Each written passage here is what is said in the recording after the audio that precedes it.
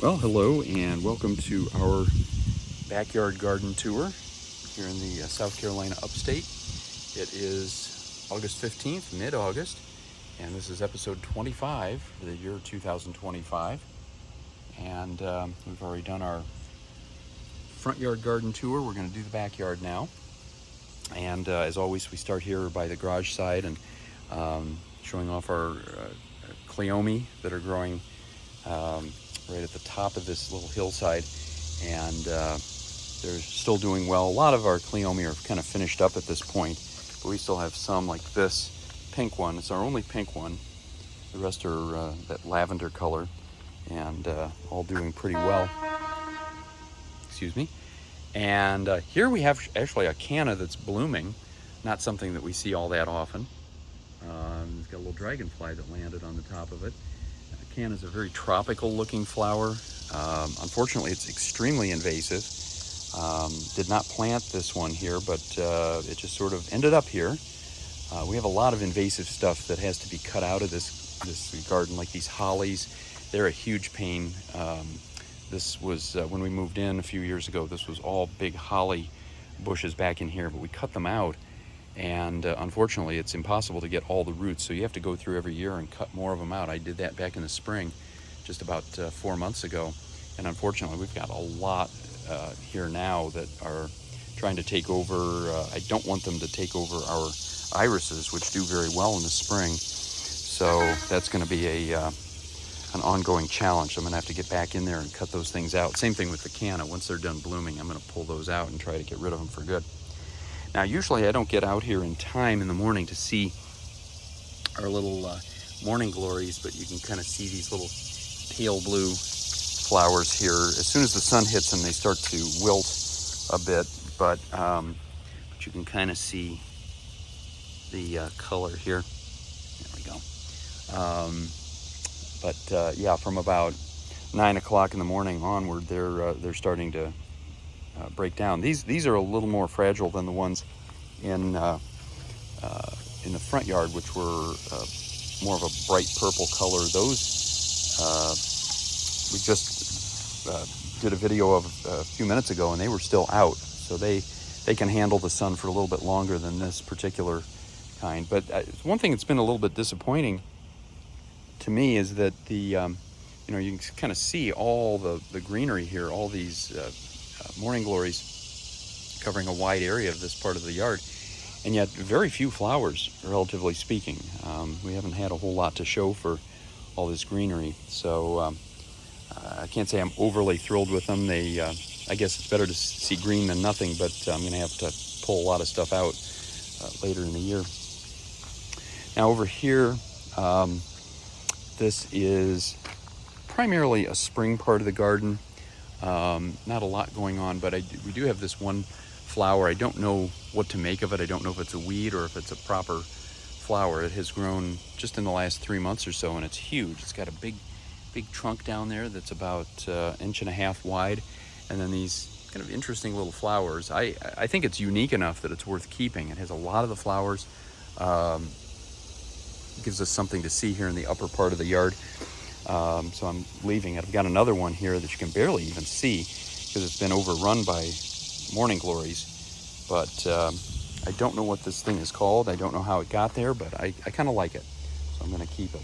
Now here at our fire pit, I've talked about this before, but we put in stones a couple of years ago to try to keep the weeds down, and it's had, I think, just the opposite effect. It's just cultivated more weeds.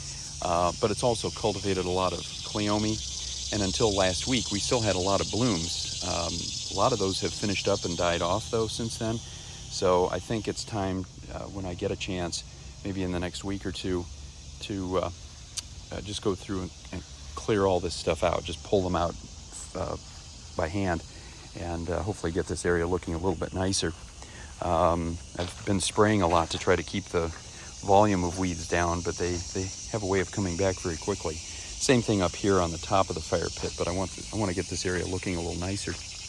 Now looking back at the garden proper, we've got hydrangeas here. We had hydrangeas in the front yard. Those bloomed pink and blue back in the spring. These are the white variety, and these bloom midsummer. And we have 4 of them. The tallest ones are getting close to 8 feet now in height, and they give us these beautiful flowers for a couple of months in the middle of the summer. It's a very dominant type of flower that is nice for a border. In our case, we've got these big evergreens from our neighbors, and then under that the hydrangeas, which really they attract butterflies and moths, kind of like our zinnias do. You can see one fluttering around back there. In fact, let me see if I can come in a little bit closer and show him off. He's absolutely beautiful. And there we go. That's what you like to see in your garden. Hydrangeas are a good way to bring those on. So only problem with hydrangeas is they just keep growing. They keep getting bigger. Our neighbor has one over here that's about 12 or 15 feet in height now. It's probably about 10 years old.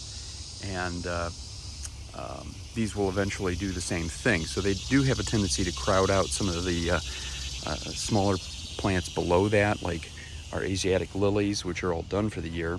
Some of the digitalis, which are kind of hidden back in there. But those come up in the spring before all these flowers come out. So they're still getting their opportunity to bloom, fortunately. And as we come down, we have a nice butterfly bush here, still blooming, probably for another month. We'll have these bright pink flowers. Gorgeous plant. We have another one a little higher up that's really been kind of crowded out pretty well. It's not able to do a whole lot, unfortunately. Also have daylilies and Asiatic lilies that are all finished for the year. Have a calla lily here that has come up on its own. And I saw a little grasshopper hanging out on one of the leaves. He disappeared just now. But all of that stuff is done for the year in terms of blooming. Then we have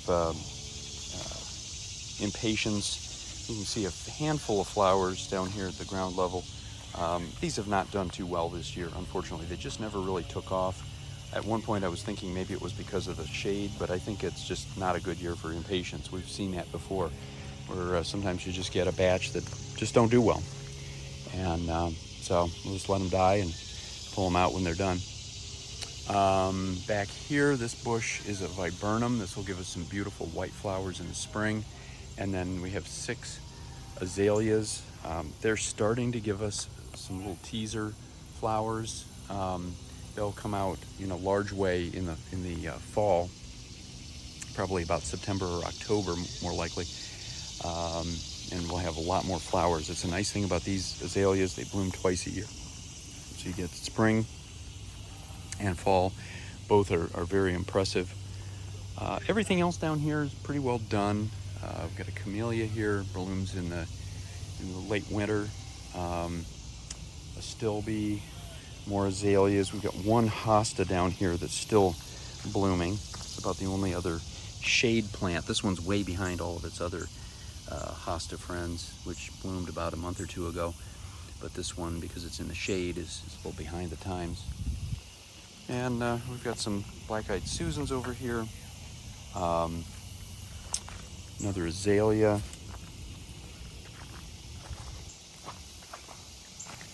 And as we come up through here, most of this stuff is done blooming. We had a lot of daylilies back in here.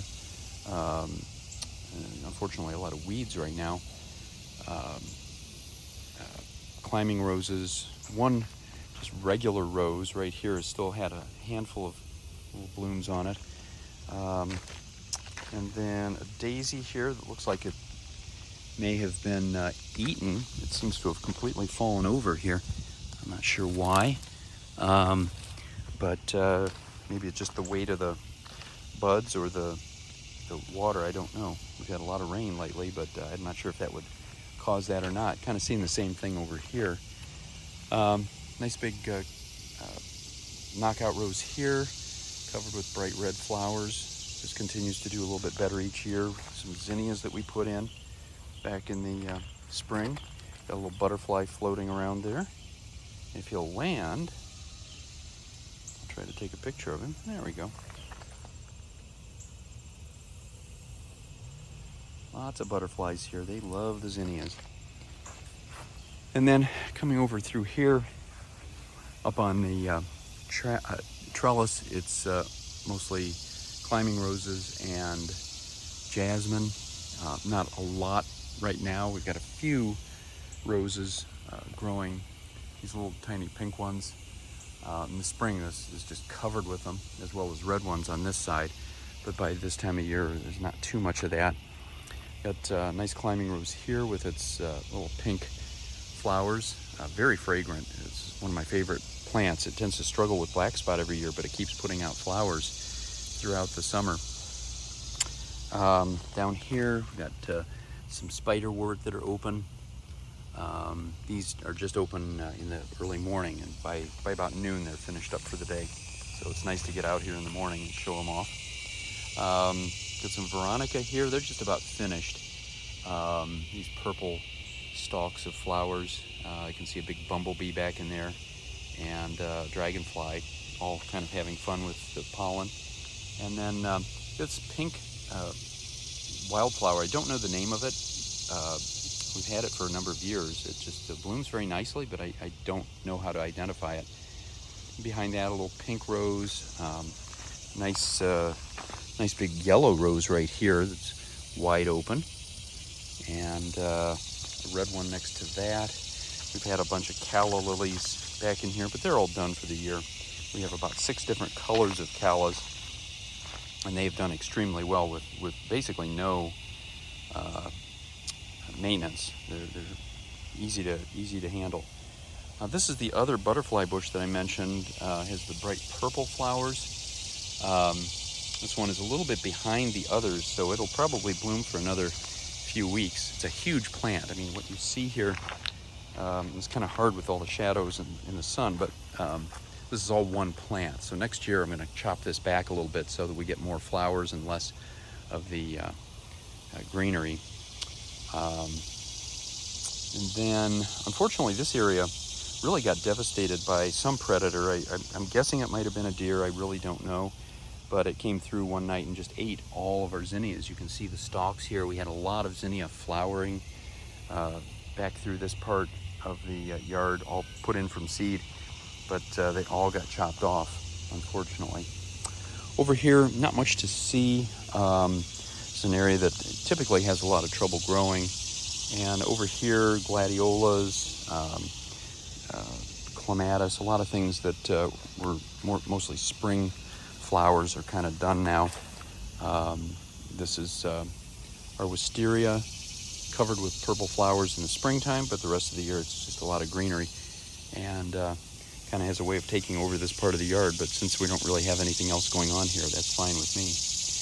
Our neighbors have some beautiful blue hydrangeas. Theirs are a little different setup than ours. Ours all bloom in the spring. Theirs will bloom in the late summer. So it's nice to still see some color out there when everything else is about done. And then over here, as we come down to our terrace, we've got more canna, both the green variety that gives us the yellow flowers, and then the red variety that gives us the red flowers. And we're actually getting blooms off of both types. Kind of hard to see from here, but it's a very tropical looking plant and a very tropical looking flower. I'm trying to grab one here to show. Very pretty flower. For the amount of vegetation, for the amount of greenery that we get out of these things, we've never gotten anywhere near as many flowers as I feel like we should be getting. But I've complained about canna on almost every episode for the past couple of years, so that's all I'm gonna say about it for right now. Lots of black-eyed Susans back in here, and they're kind of peaking right now. We also get daylilies and irises in this bed back in the spring, so we try to plant this so that it'll continue to give us some degree of color all through the year. And I'm going to have to go in once these are done, maybe in another few weeks. I'm going to go in and try to pull weeds and dead stuff out of this, because we're getting so many weeds kind of overgrowing this. The daylilies are kind of dying off, really struggling, and unfortunately I think we may run into the same thing with the irises that normally bloom in the spring. We've got canna trying to take over. We've got maple trees back in here. And I actually had this all cleared out back in April. So in just 4 months, it has really gone crazy. It's going to take a lot of work. Now we're going to come up here to the pond and see if our water lily is doing anything, and it is not.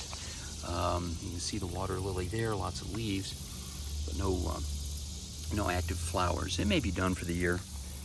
We've been getting on average about 1 flower a week since late June, and it'll come up and bloom for one day and then just sort of fall down into the water and break down, and then the next week we get one more. They're beautiful flowers though, and that's something next year that I would get more of, because they're low maintenance and they give you beautiful flowers to kind of perk up the shoreline a little bit. Here we've got a bed that is primarily spring and early summer. There's not a lot going on right now. We do have a few phlox, these pink flowers. But most of our roses are done. There's a couple white roses back in here that are still hanging on. A lot of marigolds still doing well. A handful of zinnias here. More marigolds. But a lot of calla lilies and Asiatic lilies that have just come and gone. Back in here, a lot of lilacs. Certainly not doing anything this time of year. Had a lot of daylilies back in here, but they're all done now. Really about the only thing that's still going is this huge climbing rose, another one with the little tiny pink flowers on it. And those will continue to bloom sporadically, probably through about the middle of October, depending on what the weather does. But this plant is so huge. Until last week, it had completely blocked the stairway. I had to really chop it back significantly to allow us to get up and down. But I think hopefully that'll be the last time I need to do that this year. So we're back to the top, and that's pretty much full circle. We've done another week now, and so we'll continue to do this until fall. In the meantime, hope it's sunny wherever you are, and until next time, happy gardening.